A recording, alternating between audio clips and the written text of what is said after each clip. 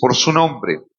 Os escribo a vosotros, padres, porque conocéis al que es desde el principio. Os escribo a vosotros, jóvenes, porque habéis vencido al maligno. Os escribo a vosotros, hijitos, porque habéis conocido al Padre. Os he escrito a vosotros, padres, porque habéis conocido al que es desde el principio. Os escribo a vosotros, jóvenes, porque sois fuertes, y la palabra de Dios permanece en vosotros, y habéis vencido al maligno. No améis al mundo, ni las cosas que están en el mundo. Si alguno ama al mundo, el amor del Padre no está en él. Todo lo que hay en el mundo, los deseos de la carne, los deseos de los ojos y la vanagloria de la vida, no provienen del Padre, sino del mundo. Y el mundo pasa y sus deseos, pero el que hace la voluntad de Dios permanece para siempre. Decimos, gracias Señor por tu palabra. Vamos a orar.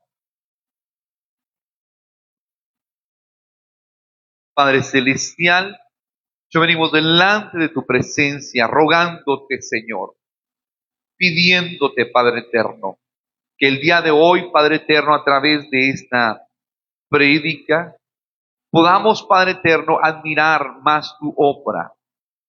En el nombre de Jesús, Señor, la obra salvadora, la obra que tú realizas en el corazón del hombre pecador, Dios, y después al que tú has salvado. En el nombre de Cristo Jesús, el día de hoy, Padre Eterno, sabemos que tu palabra no vuelve vacía. Tu palabra prospera.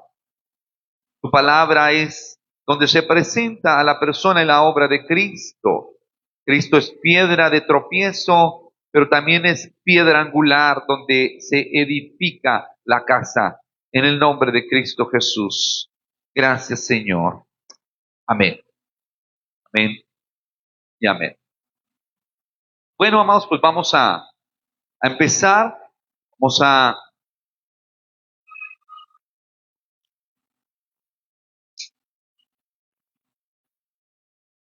el tema, pues, del día de hoy, amados, que vamos a estar viendo. Vamos a estar hablando acerca de cómo lidiar con el sistema llamado mundo. ¿Sí? Eso es lo que vamos a estar viendo. Entonces tiene que usted, recordemos que tenemos que mantener un alto respeto durante el servicio. Tenemos que mantener a nuestros hijos en sujeción. ¿Sí? El culto es escuche, aparte de la gloria a Cristo, nosotros como padres de familia nos ejercitamos en la autoridad que Dios nos ha dado, ¿sí? Al mantener a nuestros hijos en sujeción, a mantener a nuestros hijos atentos a la Escritura, ¿sí? Es importante mencionar que en la iglesia, primer siglo, segundo siglo, no había reuniones de jóvenes aparte, todos se reunían en el mismo lugar. Los niños también se reunían y de esa manera los padres ejercitaban su autoridad sobre sus hijos y los padres aprendían a tener autoridad. ¿Sí? Bueno, amados, vamos a ver el sistema, cómo lidiar bíblicamente con el sistema llamado mundo. Y lo que quiero empezar hablando o a decir, es que hay una confusión dentro de lo que viene siendo el evangelicalismo moderno, y esta confusión, amados, es más común de lo que nos imaginamos, ¿sí? Y es tal la confusión que cuando vemos una serie de Apocalipsis, nos vamos a dar cuenta que muchos cristianos, sin saberlo, están abrazando el gnosticismo, ¿sí? Y la confusión gira en torno a una palabra. ¿Cuál palabra? La palabra mundo, ¿sí? O sea, y para explicar esto, yo tengo que decir, amados, que la mayoría, repito, mucha gente dentro de lo que viene siendo el evangelicalismo moderno, concibe la palabra mundo como algo directamente malo, ¿sí? O sea, muchos cristianos desean escapar del cuerpo porque se piensa que la gloria final a la cual Cristo nos ha llamado es estar fuera del cuerpo, ¿sí? O sea, y así pensaban, escuchen lo que viene siendo los gnósticos. Los gnósticos por eso no creían que el verbo, o sea, el eterno Hijo de Dios fuese encarnado, porque el mero hecho de estar encarnado ya era algo malo. Entonces no concebían la idea, escuche, de que el eterno Hijo de Dios hubiese añadido una naturaleza que no antes no tenía, que es la carne, la humanidad. Entonces nosotros creemos, de acuerdo a lo que dice la Escritura, Jesucristo es 100% hombre y 100% Dios, ¿sí? Entonces hay dos naturalezas en la persona de Cristo sin mezclarse para siempre. Pero escúchenme muy bien, entonces Cristo Jesús se encarnó y anduvo aquí en este mundo, en nuestra representación, y la Escritura nos dice que finalmente nuestro cuerpo va a ser redimido y tendremos un cuerpo semejante al que Él tuvo. ¿Qué tipo de cuerpo tenía Él? El mismo cuerpo que tuvo durante su ministerio, solamente que glorificado. Amén. ¿Sí? Entonces, pero ¿cómo es que la iglesia ha llegado a lo que viene siendo en determinado momento a decir y despreciar todo lo que viene siendo con lo que es el mundo? ¿Sí? Gran parte de la culpa la tiene el dispensacionalismo escatológico, ¿sí? Debemos de entender, escuche, que el dispensacionalismo escatológico ha venido y ha traído ideas, perdón, posturas a la mente del cristiano, repito, de que lo más importante es escapar del cuerpo y no es así. ¿Ok? Pero entonces, amados, cuando Juan, el apóstol, introduce el evangelio, su evangelio, en Juan 1:1 dice, en el principio era el verbo, y el verbo era con Dios, y el verbo era Dios. Este era en el principio con Dios. Dice, todas las cosas por Él fueron hechas, y sin Él, nada de lo que ha sido hecho fue hecho. Ahí está, ¿sí? O sea, encarnarse no es algo malo. Cristo Jesús en escuche, añadió el eterno Hijo de Dios, añadió una naturaleza que antes no tenía, que es la humana. Y dice el versículo 14, Juan 1:14, que aquel verbo fue hecho carne y habitó entre nosotros y vimos su gloria. Dice Juan, yo vi su gloria. Gloria como del unigénito del Padre, lleno de gracia y verdad. Entonces la materia, amados, no es mala, como le enseñan los gnósticos, ¿sí? Y tampoco como le enseñan, y repito, los dispensacionalistas, sino que tenemos que aprender a distinguir cómo la Biblia maneja esta palabra mundo. Por ejemplo, en el Nuevo Testamento, cuando vemos la palabra mundo, se refiere a la materia física, ¿ok? Al planeta. Se refiere al universo creado. Dijo Dios cuando creó el universo, ¿qué dijo? Que era bueno en gran manera, ¿verdad? O sea, la creación física de la palabra, el Nuevo Testamento, nos presenta la palabra mundo de esa forma, pero hay otra manera en que nos presenta la palabra mundo, el Nuevo Testamento, y tiene que ver con las personas, ¿sí? Por ejemplo, Pablo dice que ha predicado el evangelio a todo el mundo, ¿verdad? Pero Jesucristo dijo ir y predicar el evangelio, y Pablo después confirma que él predicó el evangelio ¿a quién? A todo el mundo, posteriormente, o sea, es decir, a todas las personas. Es una segunda manera en que la Biblia utiliza la palabra mundo. Pero la que nos ocupa el día de hoy tiene una connotación negativa. En tercer lugar, mundo se refiere al sistema de antivalores que se levanta en contra del conocimiento de Cristo y su gobierno. Se refiere a una sociedad cuya cultura y cosmovisión es antagónica a Dios, y se refiere también a los resultados de una cosmovisión caída. Y este mundo, a esta palabra, así como la estamos viendo, es al que la cual Dios nos llama a aborrecer. O sea, no voy a salir, dice, aquí golpeando un árbol. No. Recuerde que le estoy dando las tres categorías, es otra categoría. El árbol está en otra categoría, ¿verdad? No voy a salir aquí golpeando el árbol de enfrente. ¿Ok? No, nos referimos precisamente, ¿ok?, a que amar al mundo es el sistema. Entonces lo que haremos, amados, en este sermón es que primeramente voy a estar hablando acerca, escuche, de lo que viene siendo, que es amar al mundo. Y eso es precisamente lo que nosotros somos llamados a aborrecer. Es decir, nosotros somos llamados a aborrecer al sistema llamado mundo. ¿Y cómo debe la iglesia enfrentar este sistema? ¿Ok? ¿Cómo debe la iglesia enfrentarlo? Entonces vamos a ver aquí en la escritura, ¿ok?, cómo debemos de enfrentarlo. Entonces debemos enfrentarlo negándole nuestro amor. ¿Sí? Mire lo que dice, vamos al versículo, 1 Juan 2, capítulo 2, versículo 15, dice: no améis al mundo, ni las cosas que están en el mundo. Si alguno ama al mundo, el amor del Padre no está en él. ¿Quién es un cristiano? Usted no puede hacerse cristiano. Cristo tiene que hacerlo usted cristiano. ¿Sí?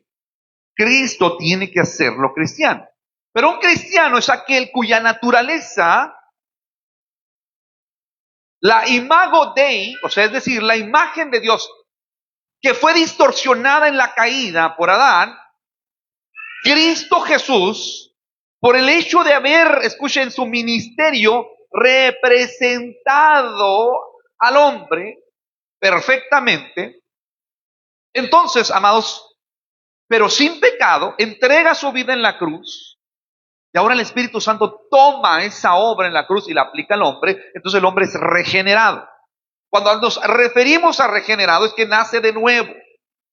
Ahora, la obra de Cristo le es imputada a su favor por medio del Espíritu Santo. El hombre ahora era el hombre culpable, pero ahora el hombre es justificado por el mérito de otro hombre que se llama Cristo Jesús. ¿Sí? Entonces, eso es posible únicamente por el Dios hombre, 100% hombre, 100% Dios. La unión hipostática, dos naturalezas en una sola persona sin mezclarse para siempre. Mire, amados, fíjense lo que dice, pero ¿qué es lo que la Escritura nos manda aborrecer? Versículo 15 dice: no améis al mundo, ni las cosas que están en el mundo. Si alguno ama al mundo, el amor del Padre no está en él. Repito, que es el mundo en este contexto. En este contexto es el sistema de antivalores que se levanta en contra del conocimiento ¿de quién? De Cristo Jesús. O sea, atención, son criterios, ¿ok? Son razonamientos aparte de Dios, criterios aparte de Dios, opiniones, posturas, doctrinas que se oponen directamente a Cristo.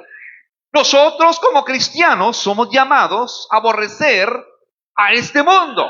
Dice la Escritura: si alguno ama al mundo, el amor del Padre no está en él.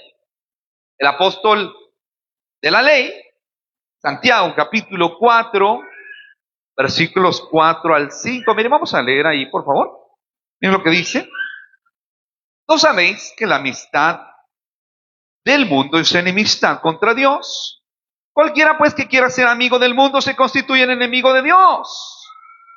Cuando vemos esto, amados, en esta carta, nosotros tenemos que preguntarnos por qué esta carta está dirigida, por qué el apóstol Juan está dirigiendo estas palabras hacia la iglesia. ¿Y por qué digo que es la iglesia a la cual está dirigiendo? Porque mire, fíjese lo que dice aquí, más atrasito, en el versículo 12. Mire lo que dice: os escribo a vosotros hijos. Lo que tenemos que identificar primeramente, a ver, ¿cuáles son estos hijos? Y lo dice más adelantito, ahí en el versículo 13, dice: os escribo a vosotros padres. ¿Cuáles son estos padres? Y lo dice: os escribo a vosotros hijitos, jóvenes, perdón. Y lo dice: hijitos, porque habéis conocido al Padre. Lo primero que tenemos que hacer aquí en este texto, amados, es poder descubrir a quién está dirigiendo el apóstol Juan estas palabras. Tenemos que ver quiénes son estos hijitos, estos jóvenes, estos padres. Y mire, escuche, no necesariamente se está refiriendo a la edad. Lo que se está refiriendo, más que nada, que estos padres, estos hijitos, son, escuche, adjetivos representativos de las diferentes etapas en que cada uno de nosotros nos encontramos dentro de la iglesia. Por ejemplo, ¿sí?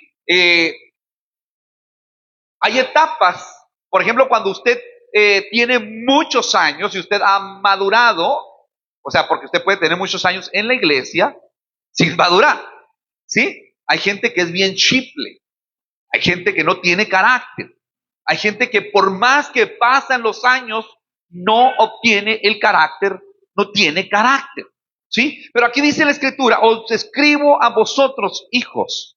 Entonces, escuche, Juan está dirigiéndose a la iglesia y la está, ahora sí que identificando de acuerdo a las etapas en que cada uno de nosotros como miembros de la iglesia de Cristo, ¿sí? Nos encontramos. Algunos tienen poquito tiempo. ¿Por qué le estoy diciendo esto? Porque miren lo que dice: os escribo a vosotros hijitos porque vuestros pecados han sido perdonados por su nombre. Perdón, pregunta: ¿quiénes son a los que sus pecados les han sido perdonados por el nombre de Cristo? ¿Quién? Los cristianos, la iglesia, ¿sí? Luego dice: os han sido perdonados en su nombre. ¿A quién le ocurre esto? A los que Dios ha salvado. ¿Por medio de qué? ¿Cómo es que Dios salva al hombre? Por medio de la obra expiatoria de Cristo Jesús, ¿sí? ¿Y de qué es lo que Dios tiene que salvar al hombre? De la ira de Dios Padre. La Biblia dice que Dios está irado contra el pecador todos los días. Entonces, cuando Cristo Jesús, en nuestra representación, vive la vida perfecta, entrega su vida en la cruz, nos salva en nuestra representación. Todos los pecados de aquellos que vino a salvar son imputados a la obra de Cristo. Nosotros, por su mérito, somos salvados de esa ira. La ira de Dios es quitada de nuestra vida. Entonces, este grupito se refiere a la iglesia. ¿A quién le ocurre esto? Solamente le ocurre a aquellos que han sido salvados por la obra de Cristo. Y Juan se está dirigiendo con estos adjetivos, hijitos, jóvenes y padres, a la iglesia. Entonces, esta iglesia tiene un abrazamiento hacia su palabra. Miren lo que dice aquí: os escribo a vosotros porque han sido perdonados en su nombre. Entonces, una vez que identificamos cuál es el grupo al cual el apóstol Juan se está dirigiendo, entonces tenemos que pasarnos al punto que estábamos viendo ahorita. ¿Qué somos llamados nosotros a aborrecer? ¿Qué es lo que somos llamados a aborrecer? Dice la escritura: no améis al mundo, ¿sí? Ni las cosas que están en el mundo. Si alguno ama al mundo, el amor del Padre no está en él.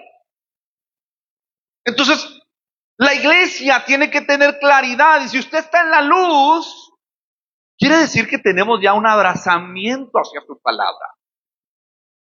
Ese abrazamiento no es meramente intencional. Ese abrazamiento es sobrenatural. ¿Por qué le digo que es sobrenatural? Porque Dios prometió que en el nuevo pacto dice, yo haré que obedezcan mis mandamientos. ¿Quién es el que nos hace, el que mueve nuestras afecciones para que nosotros podamos decidir en esas nuevas afecciones para obedecer su escritura? Es Dios en la persona del Espíritu Santo aplicando la obra de Cristo. Cristo en vosotros, la esperanza de gloria, por eso nosotros tenemos abrazamiento a la escritura.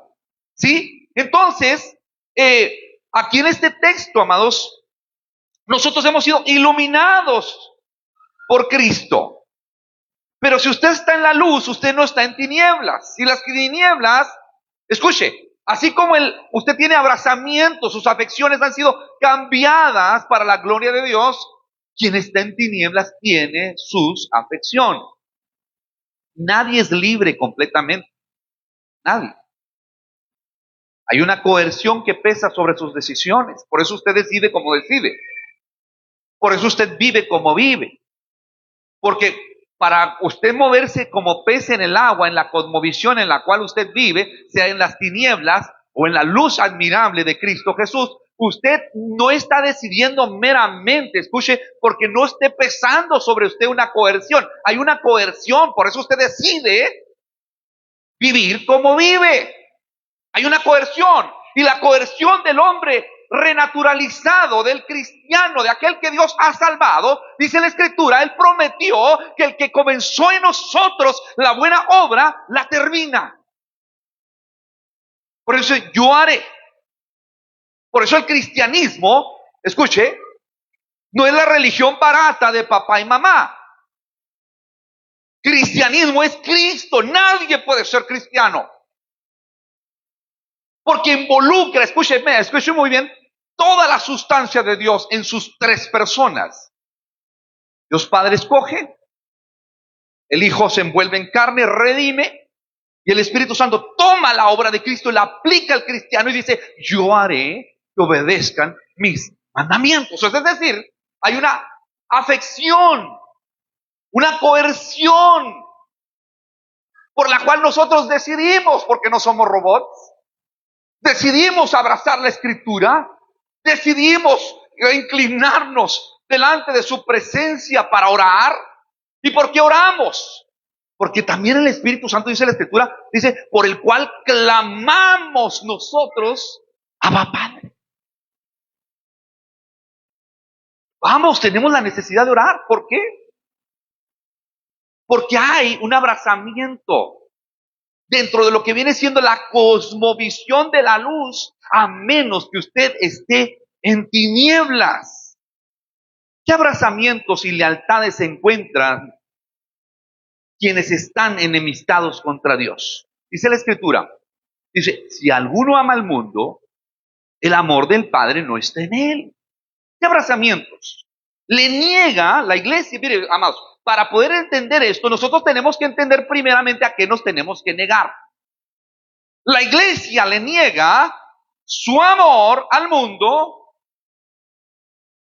que se nos presenta a través de la carne. Miren lo que dice el versículo 16. Estamos en 1 Juan 2, 16. Porque todo lo que hay en el mundo, y lo dice, los deseos de la carne. Ah, caray, ¿cuáles son estos?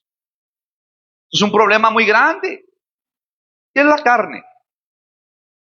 Mire, amados, la carne debe definirse como el abrazamiento y el control proveniente de la esclavitud de nuestros sentidos y de nuestra voluntad y de nuestros apetitos bajo el dominio y la esclavitud del pecado. Eso es la carne, ¿sí? Eso es la carne. De hecho, Pablo dice en 1 Corintios 2:14, ¿qué dice? Que el hombre natural no entiende, no percibe las cosas espirituales, El hombre natural, el que está en la carne, que tiene un abrazamiento hacia la carne. El hombre caído en Adán es esclavo de sus apetitos, no lo puede evitar. El mejor intento que un hombre puede hacer para acercarse a Dios es conseguirse, escuche, una religión falsa basada en las obras, para sentirse más o menos moralmente aceptable. Pero déjeme decirle una cosa, el problema no es moral meramente, el problema es la naturaleza. La moral es el efecto de lo que hay dentro de la persona. El problema es que el hombre no es pecador porque peca, el hombre es pecador porque es un pecador. El hombre peca porque eso es lo que es, pecador, antagónico a la ley de Dios. La carne, amados, está clasificada aquí como parte del sistema. Dice, no améis al mundo ni las cosas que están en el mundo. Por eso, mire, por eso la persona busca autogratificación, ¿sí? Se esconde en lo oscurito para ver cochinadas. Por eso jóvenes, ¿ok?, podrían en determinado momento no tener ningún afecto por la escritura. No hay nada. Usted conoce, por ejemplo, jóvenes o adultos que usted les ha hablado, el Señor les habla y les habla. Le voy a decir una cosa, noticia de última hora, usted no los puede convencer. Solamente el Espíritu Santo puede convencer de pecado. Solamente. Entonces, el hombre caído en Adán, aquí la carne está identificada como parte del sistema, lo que es el mundo. El hombre busca su autocomplacencia, su autogratificación. Dice el versículo 16, porque todo lo que hay en el mundo, los deseos de la carne y los deseos de los ojos, por eso, amados, lo que viene siendo la pornografía es una industria millonaria. Es una industria millonaria. Por el sistema llamado mundo, periódicos basura que venden en la calle con pornografía son periódicos que todavía persisten vendiéndose en la actualidad. ¿Por qué? Porque el hombre busca autogratificarse por los deseos de la carne a través de los deseos de los ojos. OnlyFans, quien se mete en OnlyFans gana millones por encuerar, por desnudar su cuerpo y mostrar lo que viene siendo su desnudez al público por dinero. Es la prostitución de estos tiempos. La carne tiene el dominio completo de toda esa industria. Apela a los instintos más bajos del hombre, y el hombre carnal automáticamente responde. Pudiera esconderse, pero responde. El hombre carnal tiene su completo abrazamiento, sus afecciones. Si usted es ese, si usted está ahí, usted es un enemigo de Dios.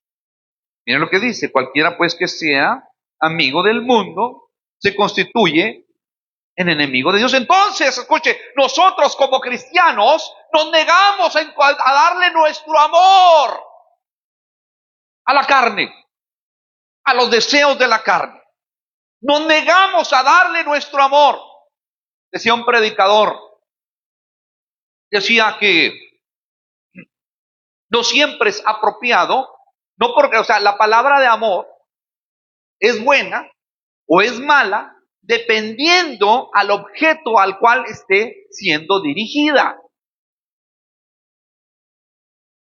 Si usted dice, yo tengo mucho amor por la carne de puerco, por ejemplo, ¿no? Y usted todos los días come carne de puerco, desayuna, come y cena, pues usted se va a enfermar. Si usted dice, yo tengo amor, usted es una mujer, tengo amor por otra mujer, pero quiero estar con ella como si estuviese con mi esposo. Ahí en ese momento, ese amor, como está siendo dirigido al objeto equivocado, en ese momento el amor es pecaminoso. Y escuche, nosotros tenemos que negarle nuestro amor al mundo. La iglesia le niega su amor al abrazamiento de los deseos de la carne. Ahora, ¿cómo se manifiestan esos deseos? Mire, los deseos de la carne que ya están adentro controlan la dirección de tus ojos. Mire lo que dice. Los deseos de los ojos. ¿Qué tipo de ojitos son estos? No son los de pupilentes, los pupilentes los verdes. ¿Quién se ha puesto pupilentes verdes? Hay algunas mujeres que se ponen azules, rojos. ¿Okay? No. Pero estos ojitos que están aquí, amados, son ojitos que están esclavizados al servicio de la carne. O sea, es decir, obedecen a la naturaleza dominante que tiene en el corazón. Si el hombre es adúltero, ¿okay?, siempre va a estar buscando con su mirada otras mujeres. Es un adúltero. O sea, el problema, ¿dónde están? El problema de los ojos, ¿dónde está? En la naturaleza. Me gusta mucho cuando Job dice, ¿verdad? Hice pacto con mis ojos para no pecar contra ti. Y cuando escarbamos un poquito más esa verdad, ¿será que eso es posible? No es posible humanamente. ¿Cómo fue posible? Escarbamos un poquito más y encontramos en la Escritura que todos los antiguos alcanzaron buen testimonio por medio de la obra de Cristo, por medio de la fe bíblica. O sea que los ojitos de Job, cuando escarbamos esa verdad, él pudo hacer pacto con sus ojos. ¿Por qué razón? Porque se encontraba en una nueva naturaleza. La naturaleza, escuche muy bien, donde las afecciones son moldeadas, escuche, donde nosotros todas nuestras decisiones empiezan a ser moldeadas en base a las afecciones que ya tenemos, al abrazamiento que ya tenemos en Cristo Jesús. Entonces, pero estos ojos que están aquí son ojos esclavizados. Fíjese lo que dice. Cualquiera pues que quiera ser amigo del mundo se constituyen enemigos de Dios. Porque dice la Escritura aquí, porque todo lo que hay en el mundo, los deseos de la carne, escuche, es la base para todo lo demás. Para los deseos de los ojos. Entonces, escuche, el hombre carnal se quiere autogratificar. Ahora, vamos a darle otra escarbadita aquí a la teología y vamos a Gálatas capítulo 5, verso 19. Mire, la radiografía del corazón que nos presenta este texto. Mire lo que dice. Gálatas capítulo 5, verso 19. Y manifiestas son las obras de la carne. ¿Que son qué? Adulterio, fornicación, inmundicia, lascivia, idolatría, hechicerías, enemistades, pleitos, celos, iras,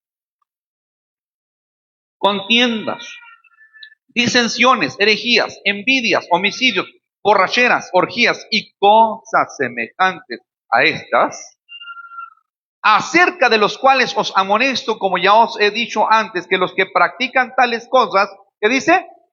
No heredarán el reino de Dios. ¿De qué está describiendo aquí, amados? Está describiendo toda la humanidad caída en Adán. Toda la humanidad, sin excepción, caída en Adán, tiene estos ojos. ¿Sí? Y estos ojos, meramente lo que están reflejando es el efecto de la esclavitud de aquel corazón que está en la carne. La pregunta es, a ver, atención, o póngase a pensar, ¿por qué no reacciona un hombre así, una mujer así? ¿Por qué no reacciona ante el inminente peligro de encontrarse allí?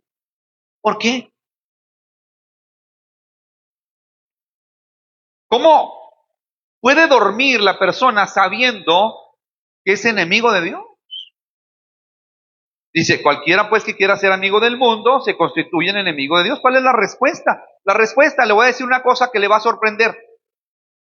No se da cuenta. Ese es el problema. No se da cuenta.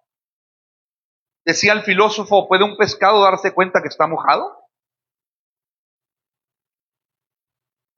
No se da cuenta. O sea, hay una lealtad que tiene el hombre natural, caído en Adán, a abrazar el mundo. El sistema de antivalores que se levanta en contra del conocimiento, de la verdad.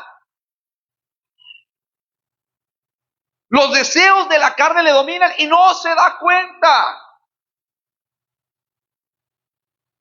Los deseos de los ojos, la vanagloria de la vida, es precisamente el moto de su vida.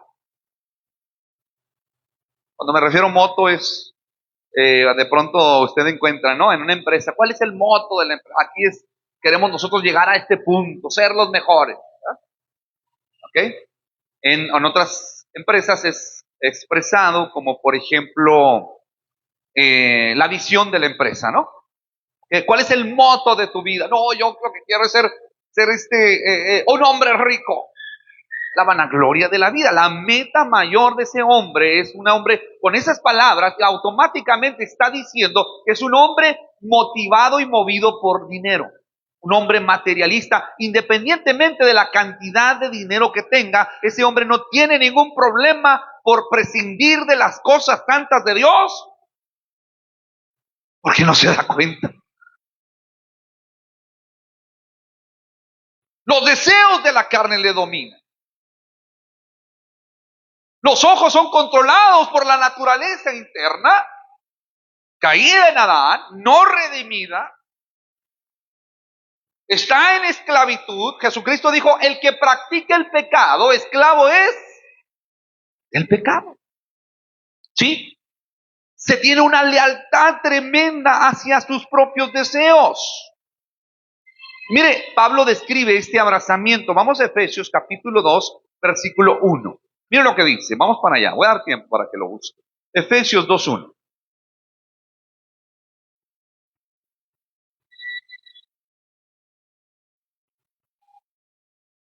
Mire lo que dice la Escritura. Él os dio vida a vosotros cuando estabais, ¿qué? Muertos en vuestros delitos y pecados, en los cuales anduvisteis en otro tiempo, siguiendo la corriente de este mundo, conforme al príncipe de la potestad del aire, el espíritu que ahora opera en los hijos de desobediencia. Escuche, el hombre natural no tiene remedio. Si se vuelve al moralismo, eso no mata el gusano que hay en el corazón. ¿Sí? No mata la motivación, no mata el abrazamiento de las tinieblas.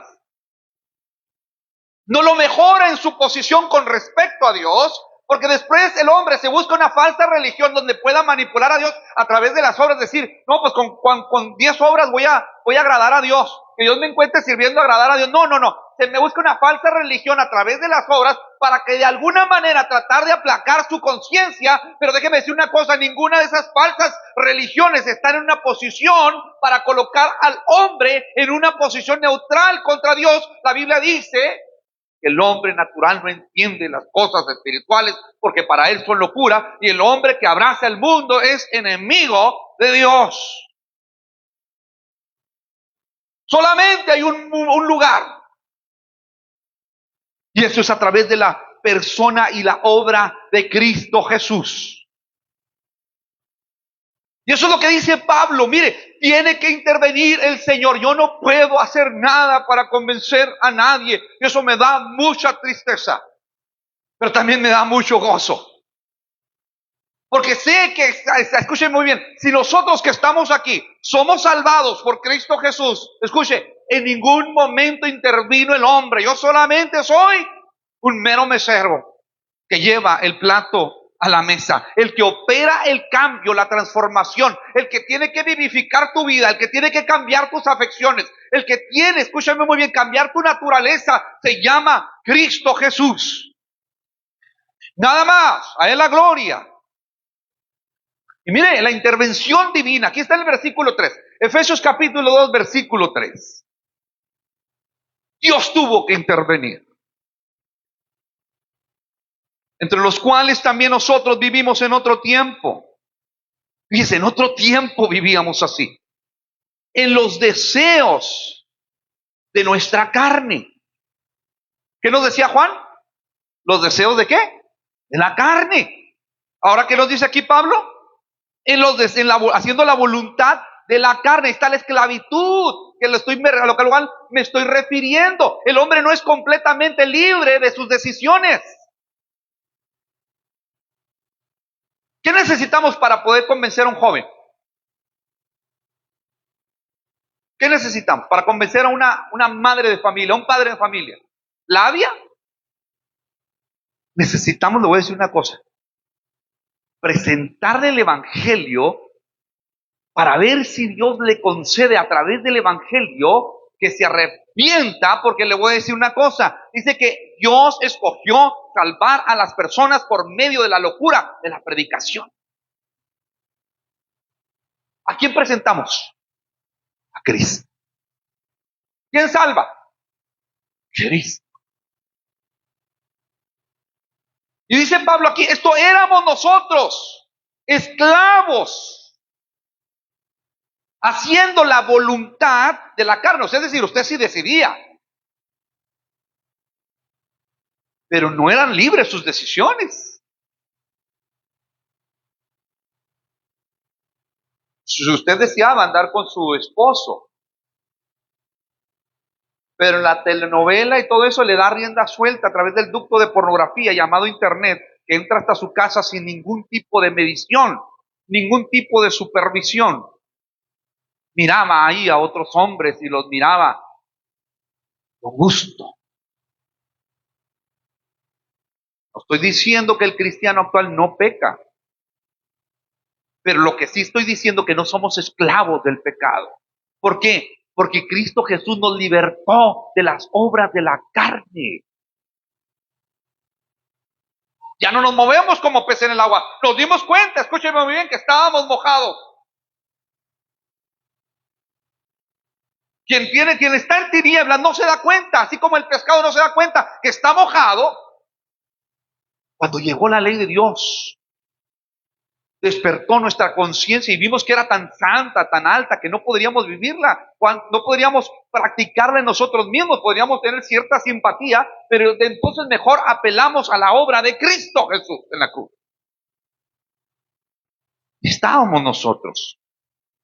Por eso cuando vemos esta lista de Gálatas, nos enfrentamos a la realidad, ¿sí? Y sabemos que el cristiano no está exento de caer en algún pecado, pero le voy a decir una cosa, lo que el cristiano no hace y no haría es moverse como pez en el agua dentro de ese fango del pecado. El cristiano se arrepiente. Ahora, de hecho, lo veíamos en predicaciones pasadas. Podemos ver en la nueva naturaleza en la cual Dios nos ha colocado el pecado como algo evitable. Primera de Juan 2:1. Mire, regrese ese poquito ahí. Mire lo que dice. Hijitos míos, estas cosas os escribo para que no pequéis. ¿Por qué? Porque nuestra fe que hemos recibido y en la cual estamos es la verdadera fe. Y nuestra fe vence al mundo. Dice el escritor a los hebreos, puestos los ojos en Jesús, el autor y consumador de la fe. Ahora aquí en 1 Juan capítulo 5, versículo 4, allá más adelantito, en la misma carta que estamos estudiando, miren lo que dice. Todo el que es nacido de Dios. Ahí está, nueva naturaleza. ¿Qué dice? Vence al mundo. Pero no lo vencemos en el altar de nosotros mismos, sino lo vencemos, miren lo que dice. Mire el instrumento de la gracia. Mire, ahí está. Vence al mundo y esta es la victoria. ¿Cuál? Que hagáis muchas obras para que Dios te tome en cuenta todas las buenas obras que estás haciendo. ¿Esa es? No, ¿qué dice? Esta es la victoria que vence al mundo. ¿Qué? Nuestra fe. No es que no podamos caer en pecado, pero nuestra naturaleza ha sido cambiada. Podemos ver al pecado como evitable y no como inevitable. Nuestra lealtad fue trasladada del reino de las tinieblas, donde teníamos afecciones hacia el adulterio, afecciones hacia la basura de los narcocorridos, afecciones hacia todo esto. Dice la Escritura que quien abraza el mundo es enemigo de Dios, y esas condiciones, esas afecciones fueron mudadas. Ahora, escúcheme muy bien, por la gracia de Dios, por la obra de Cristo en el Calvario, ahora nosotros hemos vencido al mundo y podemos ver al pecado como evitable.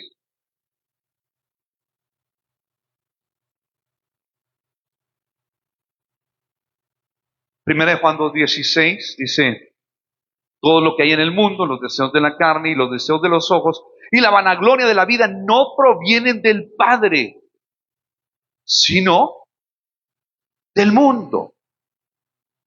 Nuestro tema, estamos viendo en el tema del día de hoy, cómo podemos y debemos nosotros de enfrentar al mundo. Entonces, número uno, ¿qué dijimos? Debemos de negarle nuestro amor al mundo. Número dos, ¿cómo debemos enfrentarlo? Debemos de enfrentarlo, escúchenme muy bien, con doctrina sólida.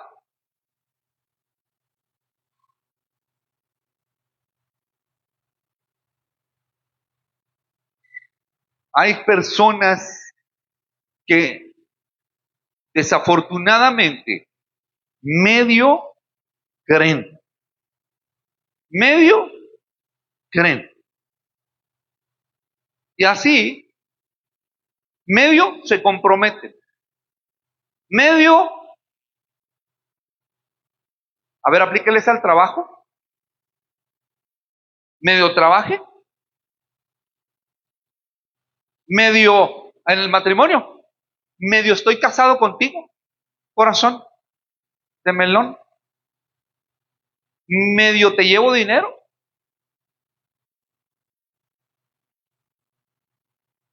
No se equivoque.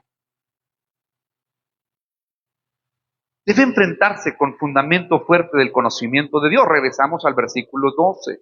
¿Sí? Escuche, por eso el discipulado es bien importante. Por eso es como conocemos las doctrinas cardinales de lo que viene siendo el cristianismo bíblico. No el cristianismo místico y de una falsa fe donde declaran y decretan y andan tumbando gente por donde quiera, donde suben aquí un compresor que tumba gente donde quiera. No, no, no, no. Escuche, mire lo que dice. Os escribo vosotros, hijos, porque vuestros pecados han sido perdonados por su nombre. Os escribo vosotros, padres, porque conocéis al que es desde el principio. Os escribo vosotros, jóvenes, porque habéis vencido al maligno. ¿Qué es lo que vemos aquí en esto? ¿Sí? Aquí hay un fundamento doctrinal muy fuerte. ¿A quién se está dirigiendo, dijimos? A la iglesia, ¿sí? O sea, vemos un fundamento doctrinal muy fuerte, porque cuando les dice, porque vuestros pecados han sido perdonados, dijimos que estos hijitos son gente que está siendo incorporada al cuerpo de Cristo. ¿Sí? La iglesia es el cuerpo de Cristo, ¿sí? Siendo incorporada, pero en esa iglesia hay un fundamento fuerte. Ellos conocen que sus pecados han sido perdonados por su nombre. ¿De qué nos habla esto? De la doctrina de la salvación. Soteriología. Soteriología. La iglesia verdadera cristiana tiene fundamento sólido y una fuerte doctrina de la salvación.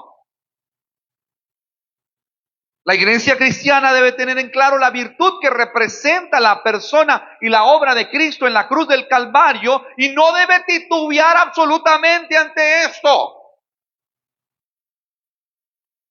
No debe titubear. La iglesia cristiana es columna y baluarte de la verdad. Y si en algo tenemos que ser fuertes para poder enfrentar al mundo, es fuertes en la doctrina de la salvación. Os escribo a vosotros, padres, porque conocéis al que es desde el principio. Pero no solamente esto, la iglesia tiene que ser quirúrgicamente precisa en la doctrina de la cristología o la naturaleza de Cristo.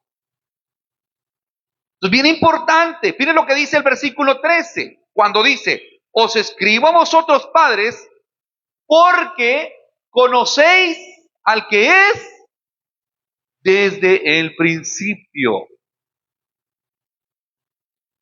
¿A quién se está refiriendo el apóstol Juan?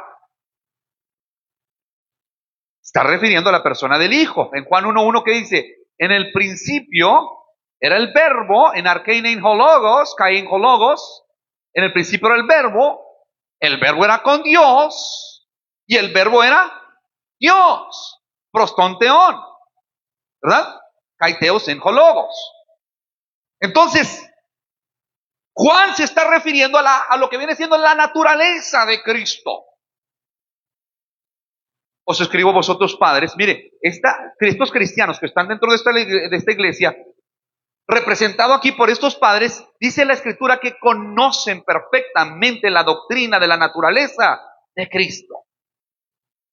Nosotros debemos de enfrentar al mundo, no titubeantes, porque el mundo aborrece al Cristo bíblico. Mientras usted no levante a Cristo, escuche, la gente está contenta con un Cristo que sea maestro.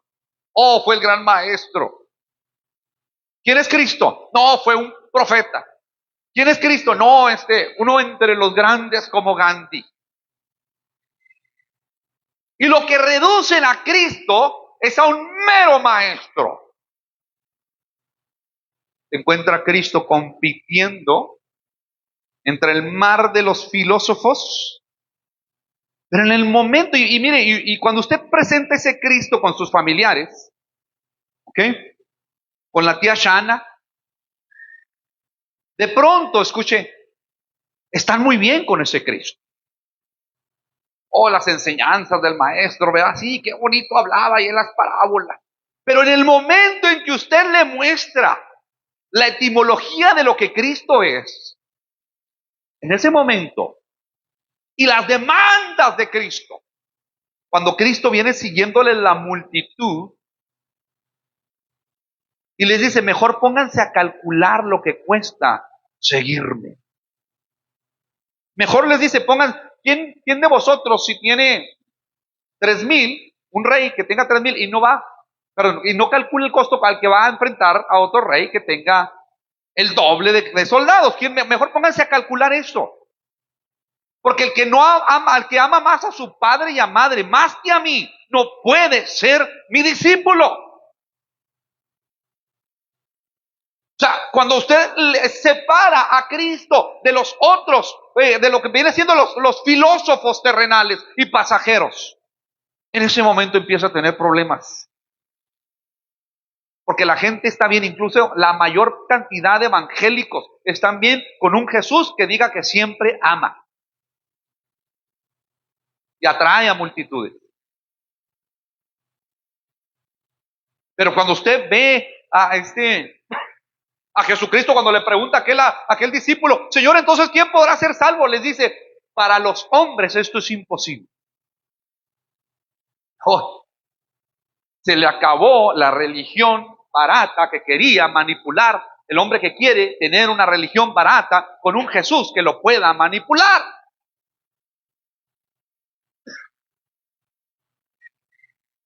Dice la Escritura entonces aquí: os escribo a vosotros, padres, porque conocéis al que es desde el principio. Entonces esta iglesia, escuche, esta iglesia a la cual Juan se está refiriendo a una iglesia que tiene una fuerte soteriología, una doctrina de soteriología. Hay gente, escuchen muy bien, que como le decía ahorita, que medio cree.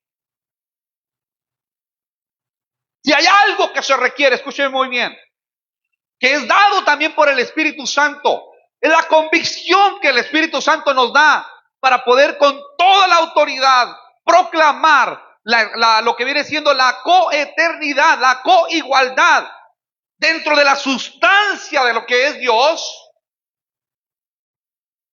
de Cristo Jesús, con el Padre y con el Espíritu Santo.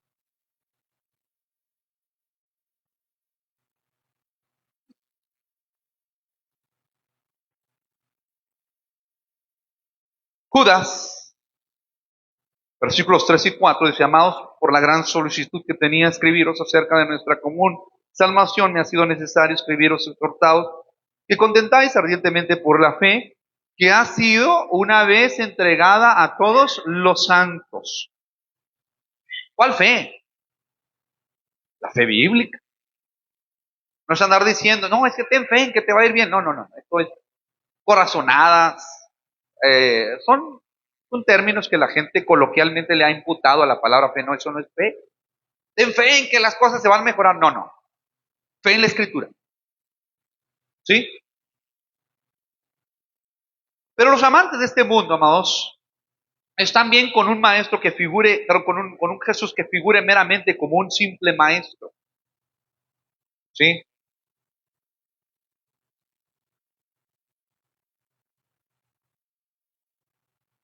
Cuando los separamos de ese marco mentiroso que los amadores de este mundo quieren tener y lo compartimos de la manera en que la Biblia nos presenta, por ejemplo, cuando el Padre, Dios en la persona del Padre, le dice al eterno Hijo, ¿okay?, engendrado, no creado, le dice: tu trono, oh Dios,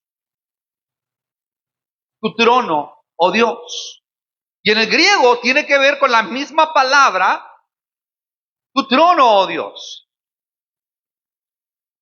que significa precisamente Dios. En Daniel capítulo 7, la Escritura dice que había tronos.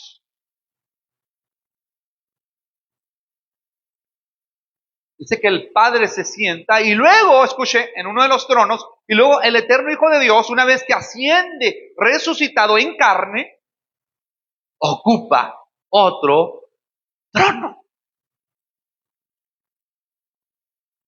Mucha gente, cuando sacamos al Cristo bíblico fuera de lo que viene siendo el esquema de los filósofos terrenales, mucha gente dice: es que todos los caminos llevan a Dios, Felipe. Pero la Escritura dice lo contrario. Jesús dijo: yo soy el camino, la verdad y la vida. Nadie viene al Padre si no es por mí. Otra gente dice: es que María es mediadora. No, nosotros decimos, 1 Timoteo 2:5, porque hay un solo Dios y un solo mediador entre Dios y los hombres, Jesucristo como hombre, la naturaleza añadida, la que vivió perfectamente. Otros dicen: Jesús no es Dios, pero sabemos que el Hijo de Dios ha venido y nos ha dado entendimiento para conocer al que es verdadero, y estamos en el verdadero, en su Hijo Jesucristo. Este es el verdadero Dios y la vida eterna. La gente aborrece al Cristo verdadera. ¿Cómo se enfrenta este mundo que aborrece a Dios? Con una fuerte doctrina soteriológica. La gente aborrece al Cristo verdadero, aquel que es el Rey absoluto, el Gibor. Sí, en el hebreo, el Gibor, ¿verdad? Dice que la Escritura que las naciones regresarían al Dios fuerte, el Gibor, refiriéndose a Cristo. Al Alfa y el Omega, al gran yo soy, al juez que ha de juzgar al mundo, ante el cual toda rodilla se doblará y que les demandará arrepentimiento y sumisión total. Cuando nosotros presentamos a este Cristo, somos tachados de religiosos extremistas.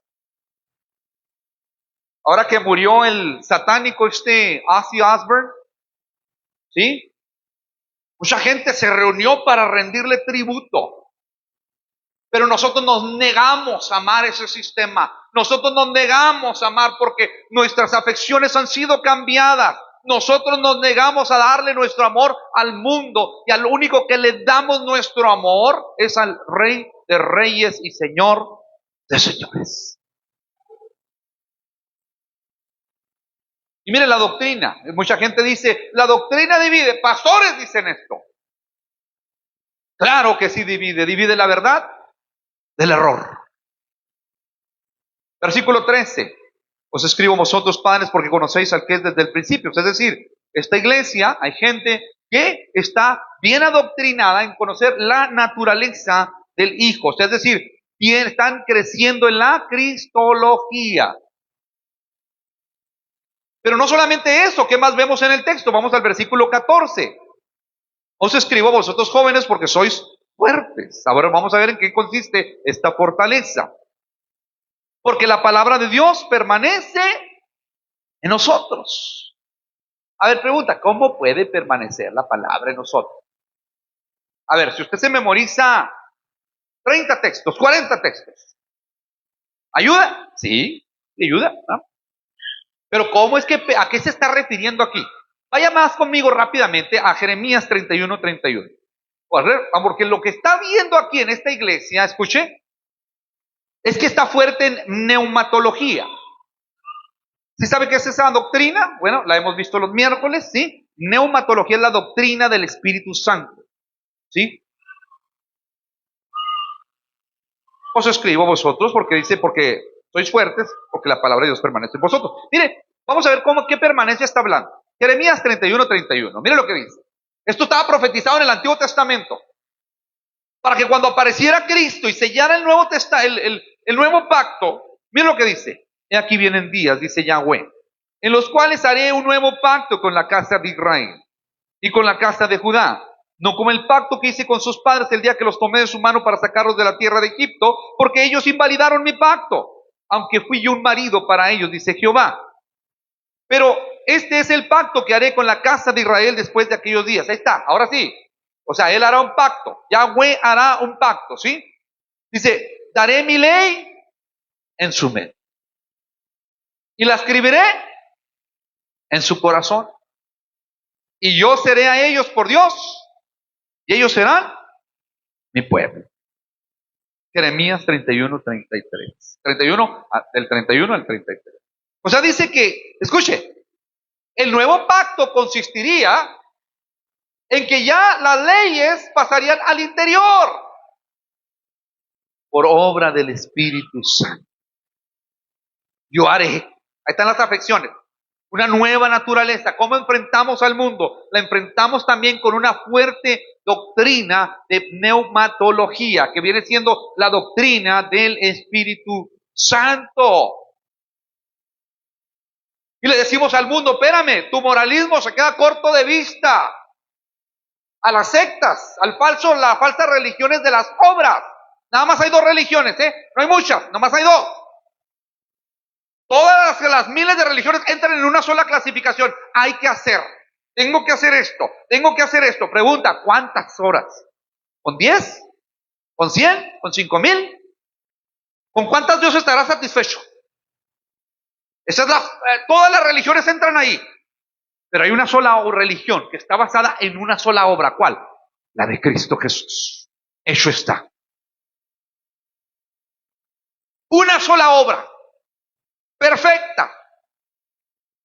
Entonces, amados, nosotros por eso es importante aprender la doctrina de la neumatología, y es precisamente de lo que Juan se está refiriendo aquí. Les dice, porque la palabra de Dios permanece en vosotros. Y como la palabra de Dios permanece en nosotros, ha sido escrita en nuestros corazones, pues por eso venimos para acá, nuestro lugar de domingo incambiable. ¿Cuál es? La comunión con los santos. Se nos antoja la palabra, comemos la palabra, no podemos dejar de leer la Escritura, pero no se lo atribuimos a que somos mejores, y usted y yo no somos mejores que nadie. Cristo en vosotros, la esperanza de gloria. Le da un aplauso al Señor, porque Él es grande, maravilloso. Vamos a la recta final.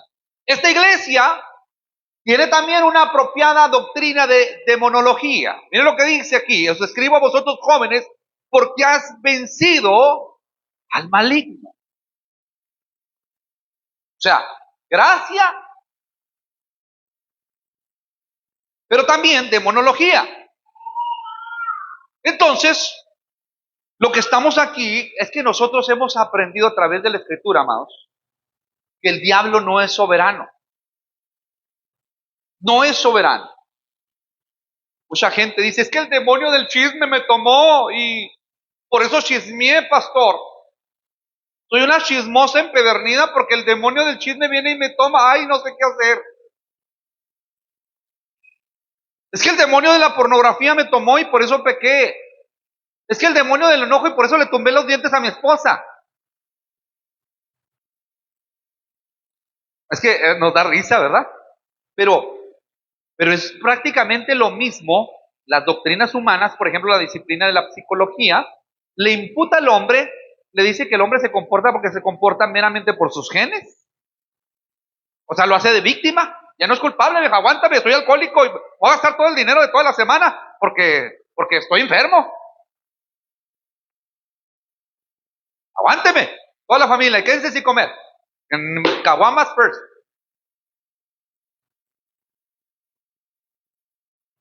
Los genes, los antepasados. Es que mi papá me trató muy mal, vieja, entiéndeme a mí, por eso te tumbé los dientes, porque mi papá golpeaba a mi mamá, yo también te los voy a tumbar. Aguántame, pero te quiero.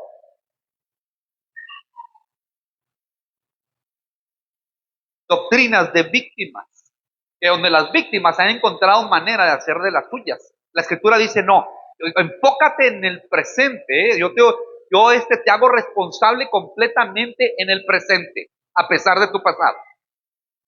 Completamente responsable. Que no dice la escritura, el alma que pecare esa morirá. Pero escuche, ¿cómo puede nosotros llegar esa palabra a nosotros? Dice, eso escribo a vosotros jóvenes porque habéis vencido al maligno, apropiadamente estudiando las escrituras y específicamente la doctrina de la demonología para saber el lugar que le corresponde al diablo. Y el diablo, escúcheme muy bien, no puede cohabitar con el Espíritu Santo a tal grado que lo demás lleve a una esclavitud.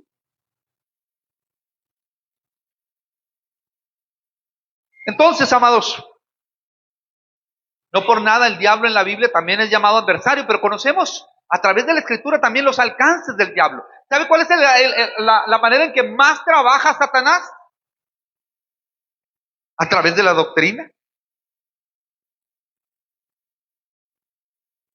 Imagínense que, por ejemplo, que esta fuera una iglesia iletrada en la escritura, el pastor petatea, estiro la pata ahorita en la tarde, y viene otro y les habla Biblia también.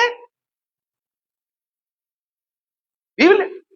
Pero les empieza a predicar con la Biblia y a hablar de Jesucristo, pero una falsa religión de obras. Obras, no, es que tenemos que serles bien obedientes al Señor. Y es que nosotros tenemos que, bien obedientes, claro que hay que serle obedientes, pero lo predican de esa forma. No, amados, la obediencia es el resultado de lo que produce el Evangelio. Y no al revés. Entonces,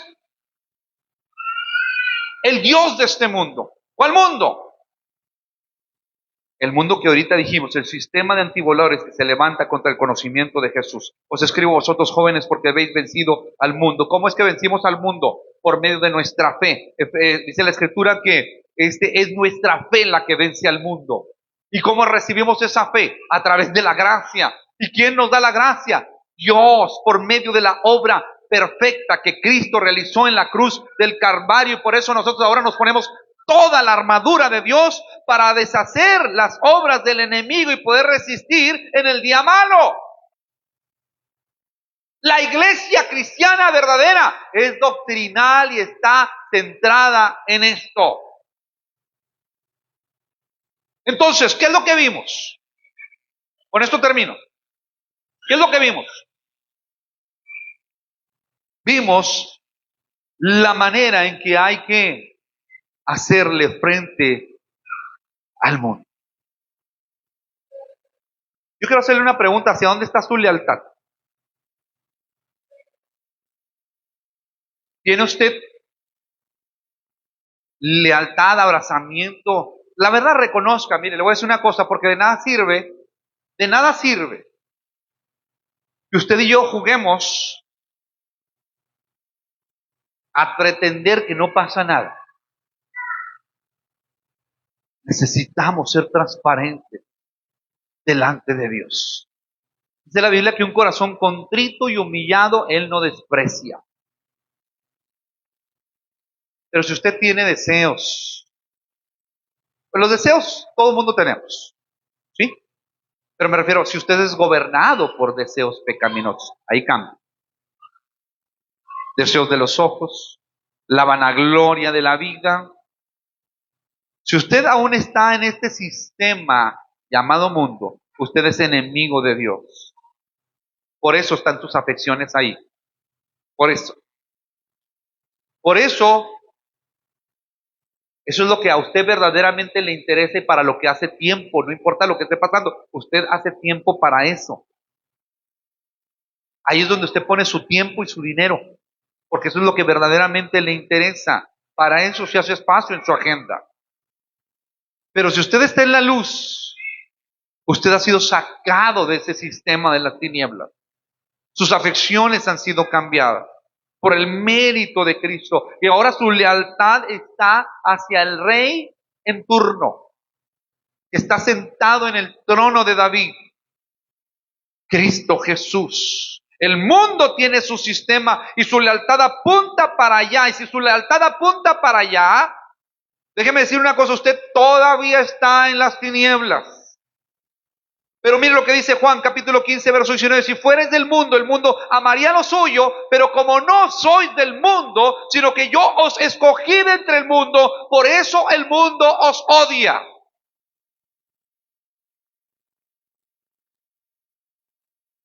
Usted no puede enfrentarse a este mundo con un carácter débil. Mejor dedíquese a otra cosa.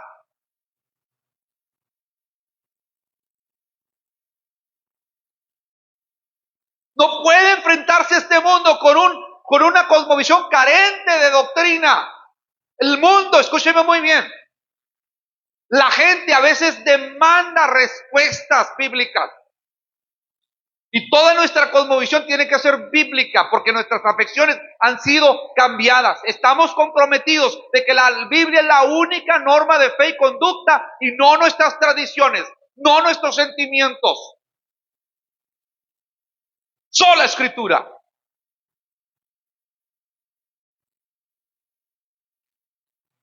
Usted no puede enfrentarse a este mundo que lo aborrece al Cristo bíblico con un carácter débil, carente de fundamento. Si usted va a enfrentar a este mundo, porque el mundo va a tener argumentos, usted tiene que enfrentarlo con el fundamento firme de lo que viene siendo la doctrina de Cristo Jesús. Niéguele su amor. Ahora usted puede gobernar sus ojos, porque Cristo está en usted. Usted puede cuidar lo que postea en Facebook. Su Facebook, el libro de la cara, se vuelve evangelista. Un cristiano le niega su amor al abrazamiento de los deseos de la carne. Le niega la gratificación. Un cristiano hace eso. Y un cristiano también, amados, es conocido entonces en lo que se fortalece. Quirúrgicamente precisos en la doctrina de la salvación.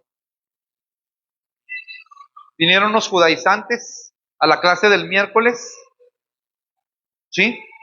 Los judaizantes vinieron, que esos que quieren, mencionan que Jesús no es Jesús, es Yeshua, que tiene que ser mencionado como Yeshua, a pesar de que en el Antiguo Testamento, en todos los registros, no se encuentra usted que a Jesús se le hablara así como Yeshua. En el que se acaba de descubrir el descubrimiento arqueológico se llama ¿cómo se llama?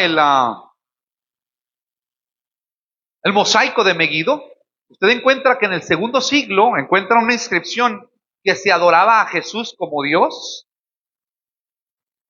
pero no dice Yeshua, dice Jesús. No estoy diciendo que Yeshua no signifique Jesús, no estoy diciendo eso. Lo que sí estoy diciendo es que la iglesia en primeros siglos adoraba, y hay evidencia, no solamente arqueológica, adoraba a Jesús como Dios. La iglesia tiene que tener una fuerte doctrina de la naturaleza y la persona de Cristo. Por eso nos metemos en términos difíciles. La iglesia debe ser quirúrgicamente precisa en cuanto a la cristología. A estos son los que Juan se está dirigiendo. Si no estamos fuertes en estas doctrinas, de nada nos sirve todo lo demás. Tenemos un club social. Vamos a orar. Padre Celestial, te damos gracias, Señor.